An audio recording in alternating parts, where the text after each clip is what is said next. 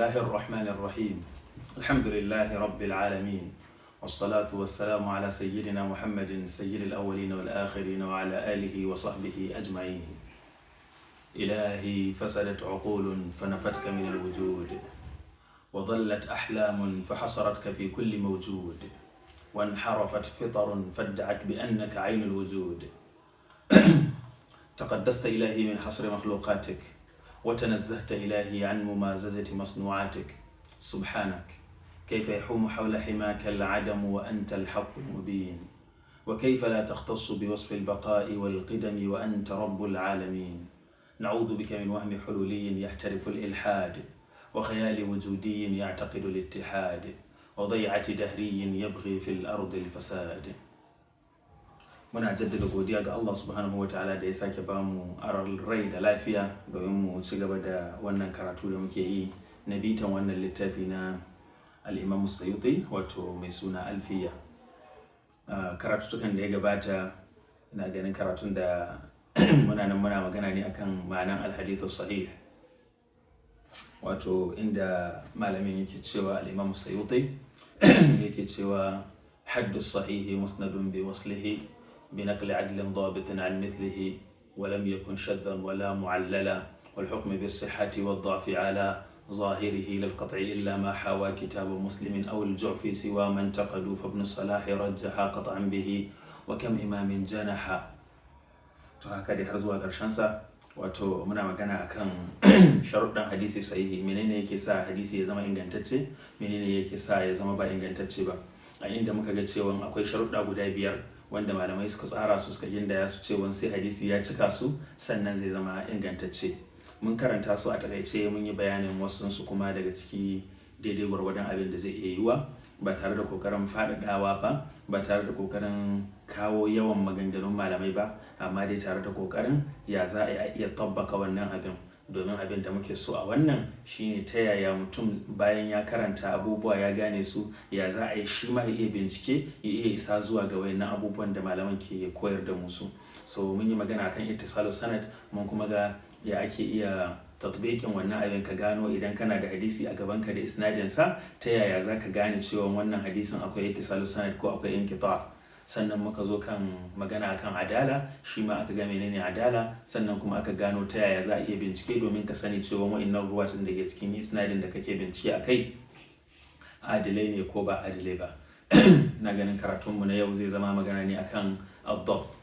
Sannan bayan shi mu zo mu magana akan sharuɗa guda biyun nan waɗanda suke su kuma adamiyya ce, ashurut adamiyya ce, wato ana son ne sharuɗan suna kore wasu abubuwa ne, adamu shuzuz kenan da adamul illa. Na farko ko na uku a cikin jerin karatun shine ad-dabt. Ad-dabt, kalmar dabt abinda take nufi shine kiyayewa ko kuma tsarawa ko kuma wato dai kiyaye abu. Abinda kuma ake nufi da shi a ilimin hadisi shine al-hifz wal itqan, tsananin hadda da kyautata abinda mutum ya saurara, ko kuma ka ce kamar yadda su ma malaman suke tarifinsa istilahan shine kiyaye abu, kiyaye abin da mutum ya saurara har zuwa sanda zai bayar da shi, ya zama ya saurari yanda zai bayar da shi haka ya saurare shi. Wato kamar yadda muke yawan magana akan cewa akwai abin da ake cewa as-sama' ko at-talaqqi, akwai kuma abin da ake cewa al-ada. At-talaqqi ko as-sama' abin da ake nufi da shi shine amsan karatu, ka je wajen malami ya karantar da kai, wannan shine ake cewa as-sama' ko kuma at-talaqqi, ko at-tahammul nake so in ce, duka dai sunansa ne.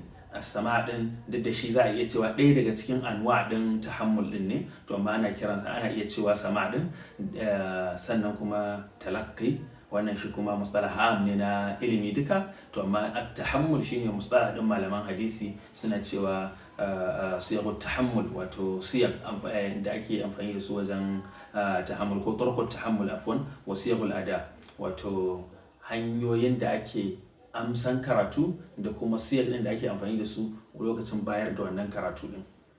To ad-dabt kamar yadda nace shine kiyaye abin da mutum ya saurara ta yanda har zuwa lokacin da zai bayar da shi ga ɗaliban ilimi masu bukatan wannan abin, shi ake cewa ad-dabt. kuma malamai suka ce wannan ya kaskashi biyu ne, akwai dabtul sadr akwai dabtul kitab. Wato shi kiyaye wannan ya kaskashi biyu ne, akwai kiyayewa wanda mutum yake kiyayewa a kwakwalwansa, wato a zuciyansa, wato hadda kenan, ya saurara. Akwai wa'inda suke da bai wanda sun saurara abu sai ya zama sun haddace, akwai wanda kuma sai sun maimaita so 5, wasu sai sun maimaita so 10, wasu sai sun maimaita so 100, wasu kuma sai sun yi fiye da haka. To wannan dabtin haddace wannan da ake yi wanda a zuciya yake shine ake cewa dabtus sadr, wato hadda na zuciya shine al-hifz din. Shi kuma ɗayan shine dabtul kitab, shine shi wannan bai da baiwan hadda na cewa idan ya ji abu yana haddacewa ko kuma bai kokarin ma mai da hankali yayi wannan abin ba. Shi abin da ya fi mai da hankali akai shine ya dogara da takaddansa ne da alƙalaminsa. Duk abin da ya ji malami ya karanta zai dawwana shi ya rubuta shi, duk abin da ya ji malami ya karanta zai rubuta shi. Kuma idan ya koma gida ko da ya yi bita, ba yana yin bita ne domin ya tabbatar cewa ya haddace wannan abin ba, a'a ya fi dogara da rubutunsa, ya fi dogara da littafinsa, ta inda duk sanda ya zo zai karantar da ɗalibansa zai ɗauko wannan littafin ne, ba zai ce ya haddace kawai ya karantar da su da ka ba, a'a zai ɗauko littafinsa ne ya rika karanta musu da shi. Wannan shine ake cewa dabtul kitab. Shi kuma dabt din nan sabanin sauran sharuɗan da muka karanta na ittisalus sanad da adalatul rawi, shi akwai wani ɗan ƙarin bayani da suke yi a kansa. Suka ce dabt din nan ana son dole ya zama ya kai makwara na kiyayewa din, kada ya zama akwai wani rauni, wani ɗan sassauci ko yaya ne, domin da ya samu sassauci yanda zai zama akwai ɗan yuyuwan kuskure, to za a iya sauke shi ya zama ba hadisi sahihi ba, ya koma hadisi hasani. Dabtus sadr malaman hadisi sun fi damuwa da shi, sun fi yarda da shi, sun fi natsuwa da shi, wato abin da mutum ya haddace. Saboda su suna ganin cewa duk wanda ke dogaro da littafinsa alamu ne na cewa za a iya samun matsala ko da yaushe, domin littafin nan nasa baya da tabbas. Duk da wasu suna kokari su bibiya su kula din, amma baya da tabbas na cewa littafin nan nasa ya rubuta yadda ya rubuta haka yake daidai. Babu abin da ya taɓa littafin nan, babu wanda ya ara littafin nan, babu wanda ya ɗauki littafin nan ya wani abu da shi, babu wani abu ko da tawada ya zama ya ɗiga a cikin wani waje a takardar nan ta yadda zai iya canza wani harafin ko wani wasalin ko wani abu mai irin wannan. To shi yasa suka fi dogara da haddan hadisi, haddan kwakwalwa.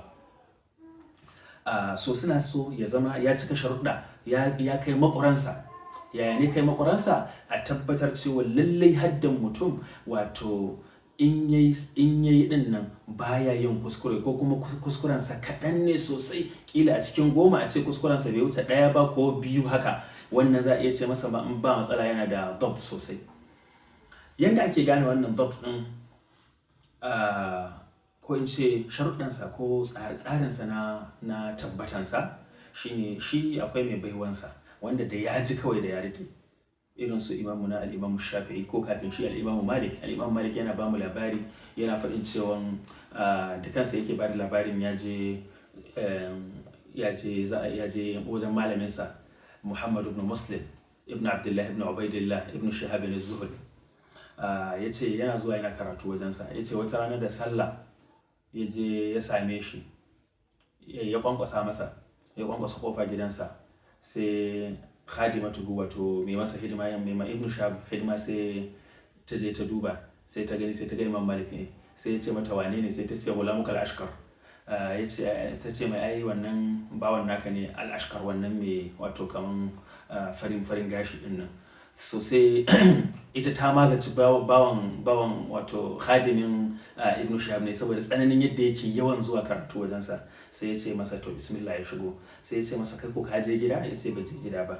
Ya ce to menene, ranar sallah ai ba ranar karatu bane. Ya ce a shi dai karatun ya fi masa muhimmanci. Sai ya ce to shikenan, sai ya karantar da shi, yana karantar da shi, yana. Ya ce to amma ba ka rubutawa? Ya ce a ai duk abin da kake karantawa ina rikewa. Sai ya ce to karanto mu abin da ka saurara din. Sai ya karanto masa duka. Sai ya ce lalle kai din irin wanda ake abin nan, har yake cewa bai zaci har yanzu akwai irin masu wannan baiwa, masu wannan kwakwalwan har yanzu ba.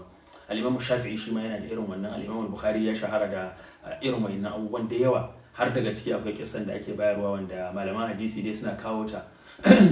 suna kawo ta a cikin littattafansu inda suke magana akan alqalb din nan, wato inda mutanen Iraq, mutanen Baghdad suka shirya masa imtihani da hadisai 100 din nan, kissa dai shahararriya wanda an santa, wanda malamai suke cewa a ƙarshe abin mamaki ba wai yanda ya haddace hadisai 100 din nan ba, a'a har yanda ya haddace kuskuren da ake faɗa masa ma. Wannan ya zo da mutane 10 ne aka ba su hadisai 10, kowanne ya jujjuya isnadan hadisin ta yadda zai karanta, zai rikita Imam Bukhari su gani cewa Imam Bukhari zai gane ko ba zai gane ba. Ai kuwa kowanne na farko ya zo ya karanta hadisin sa, Imam Bukhari ya gyara masa hadisin farko, na biyu ma ya gyara masa, na uku ma sai fara ganin cewa kai wannan akwai abin da suke nufi, sai ya ce ci gaba kawai. Ya gama karanta hadisan sa 10, ya ce to shikenan sai hadisi na gaba, sai mutum na gaba shi ma ya zo ya karanta hadisansa 10 duka a jirkice, yana jirkita isnadin. Haka mutum na 3, mutum na 4, mutum na 5, har sai da aka kai mutum 10 nan kuma kowa da hadisansa guda 10. Sai ya koma yana bin su ɗaya bayan ɗaya. Kai wani da ka karanta mana hadisai guda 10 na farko, hadisin ka na farko ka ce kaza, to hadisin nan ba haka yake ba, ga yanda yake kaza ne. Hadisin ka na biyu ka ce kaza, ba haka bane, hadisin ga yanda yake kaza. So abin mamakin anan ba wai yanda ya haddace hadisai 100 din ba, a'a yanda ya haddace har kuskuren nasu da suke karantarwa, da suke karanta masa a take a wajen, suka karanta masa so ɗaya akan kuskure, amma shi kanshi kuskuren ya riga ya gane shi, ya rike shi. So wannan yana nuna mana tsananin kiyayewa na malamai. So akwai waɗanda suke da wannan. To ya ake ganewa, kamar yadda na ce, ya ake gane mutum na da haddan hadisi ko kuma bai da hadda? Za a sashi a layin mutane ruwat masu kaifin hadda ko ba za a sashi ba? Yanda ake ganewa shine a rika gwada hadisansa. Misali yanzu muna maganar Imam Malik. Al-Imam Malik ɗalibi ne a wajen Ibn Shihab az-Zuhri. To Ibn Shihab az-Zuhri ai yana da almajirai da yawa, ba Imam Malik kadai ba. Idan misali muna son mu bincike ne akan Imam Malik, muna son mu gane cewa shin Imam Malik yana da haddan hadisi mai kyau ko bai da hadda, wato yana da dabt nan da muke bincike akai ko bai da shi. To yanda za a yi shine sai mu tattaro hadisai da ya ruwaita zuwa ga Ibn Shihab din a wajen al-Imam Ibn Shihab din, sai mu duba sauran ɗaliban Ibn Shihab wanda aka san su masu kaifin hadda, masu kaifin basira. Idan muka ga cewa riwayat din Imam Malik suna daidai da riwayat ɗinsu, sai mu ce to shi ma ya shiga layin su, lalle yana da hadda kenan.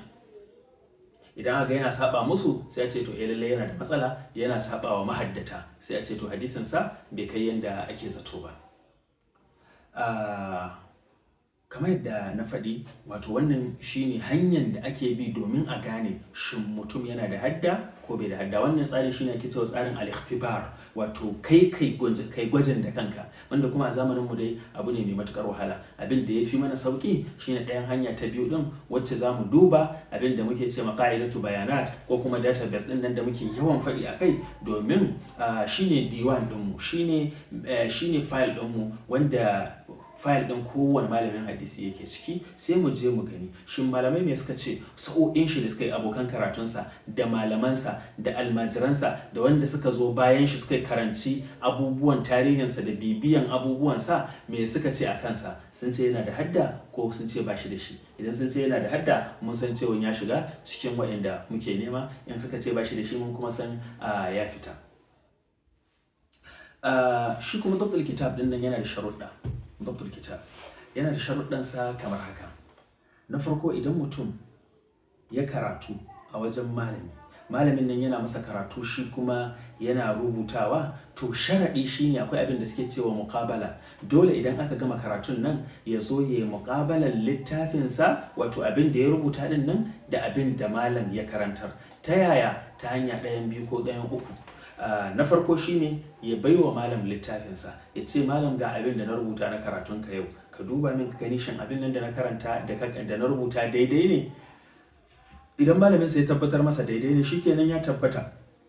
Idan ya gyara masa sai ya dauki yaron, shi ma shikenan ya tabbata. idan haka bai samu ba to dole ne ya nemi taimakon malaminsa ya bashi aron kwafi ɗin littafinsa ɗin nan domin ya muƙabala ya mu'ayana ya compare tsakanin nuskansa wato abin da ya rubuta da nuskan malam wanda ya musu karatu daga cikinta. Idan ya wannan comparing ɗin to kuma ya sami abin ya zama daidai ko ya ɗan gyaggyara abin da yake buƙatar gyara to shikenan an sami abin da ake buƙata a wannan marhala. Idan haka bai samu ba to sai a je option na ƙarshe shine option na uku, shine ya sami wani wanda ya yi wannan abin da shi bai samu daman yi ba, wato wani wanda ya muƙabalan nuskansa da nuskan malam, ko wani wanda malam ya muraji'an littafinsa nuskansa ya ce wannan nuskan daidai ne, sai shi ma ya zo ya muƙarana da wannan da nasa ya gani cewa ya gyara abin da yake buƙatan gyara ya bar abin da ke buƙatan bari. To idan ya yi wannan za a ce ya sami ad-dabt. A takaice waɗannan abubuwan guda uku da muka faɗi su ne sharuɗa mafi ƙarfi wato na asali a cikin sharuɗan hadisi ingantacce. Muka ce na farko shine mene? Ittisalus sanad, wato saduwan isnadi. Na biyu shine al'adalatu, wato ruwat ɗin da suka rawaita hadisin su zama adilai.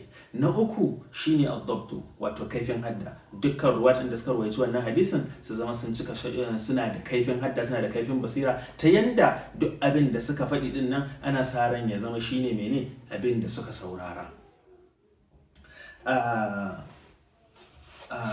Waɗannan su ne sharuɗa uku wanda su ne asalin sharuɗan da aka sani, duk da yake shi kan shi wannan na ukun da na faɗi ɗin nan ad-dabt ɗin nan wanda kuma malam ya faɗi shi ba kowanne ne kafin al-imam Ibn Salah ba kowa ne yake faɗin wannan ba. Wanda aka sani kamar yadda muka dinga faɗi shi Abu Sulaiman al-Khattabi wanda shine ya kirkira wannan taqsim din, yace hadisi ya kasu gida uku, hasan sahihun wa hasanun wa da'if. Da yazo ta'rifin hadisi sahihi bai faɗa wannan sharadin na ad-dabt ba, wato hadda. Ya faɗa adalci ne kawai, man uddilat naqalatuhu wa ishtaharat rijaluhu, shine abin da yayi ta'rifin hadisi sahihi da shi. Me yake nufi? Yace shi hadisin da kawai ishtaharat rijaluhu, an san rijal ɗinsa, zaka iya cewa wannan shine kamar ittisalu sanad ko wani abu haka. Sannan wa uddilat naqalatuhu, kuma ruwat ɗinsa an ce adilai ne.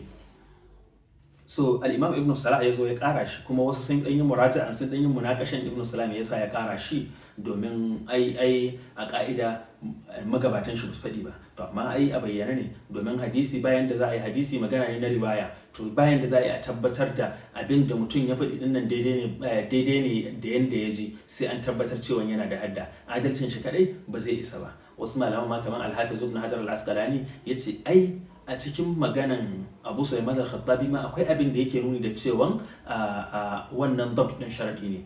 Menene wannan abin? Wannan abin shine ai ya ce man uddilat naqalatuhu, wato ruwat dinsa an ce adilai ne, an addala su. Shi kuma addalawa na da bambanci da a ce adlun, wato idan aka ce addalahu al-ulama'u da bambanci da a ce hadha adlun inda al-ulama. Saboda in aka ce addalahu ana nufin sun yarda da shi ne, sun nasu da shi. Shi kuma wannan dole sai ya cika sharuɗan inganci, sharuɗan riwaya, sannan za a iya ce masa sun addala shi, wato sun amintar da shi. Kuma sharuɗan riwaya din nan an sani guda biyu ne, su ne al'adalatu da ad-dabtu, sai an samu duka biyu. So haka dai da bayani mai tsawo. So abin da nake so a takaice in ce shine wayannan sharuɗan guda uku su ne sharuɗa na farko kuma na asali, wanda kuma su suna da alaka da isnadi ne, ba su da alaka da matani ko ta wani hali.